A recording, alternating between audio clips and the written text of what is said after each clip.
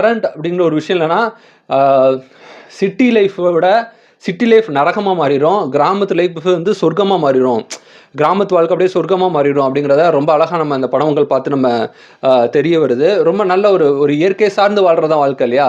So ஒரு டெக்னாலஜிக்கலில் இப்போ இங்கே பார்த்தாலும் பார்த்தீங்கன்னா பயங்கரமாக லக்ஸுரியான ட்ரெஸ்ஸு, பெரிய பெரிய பில்டிங்கு, மாலு, என்ன சொல்கிறது, ஒரு காஸ்மெட்டிக்ஸான ஒரு ஒரு என்ன சொல்கிறது, ஒரு ஒரு பந்தா பண்ணுறக்கூடிய ஒரு வாழ்க்கையாக தான் மட்டுமே சிட்டி லைஃப் இருக்குமே தவிர அதில் ஒரு ஒரு மனநிறை வந்து கிடைக்காது. நம்ம ஒருத்தர் முன்னாடி இன்னொருத்தர் வந்து நம்ம ப்ரூவ் பண்ண தான் இங்கே ட்ரை பண்ணிகிட்டே இருப்பாங்க சிட்டி லைஃப்பில். ஆனால் கிராமத்து லைஃப் அப்படி கிடையாது. நம்ம யார்கிட்டையும் நம்ம ப்ரூவ் பண்ண வேண்டிய அவசியமே கிடையாது.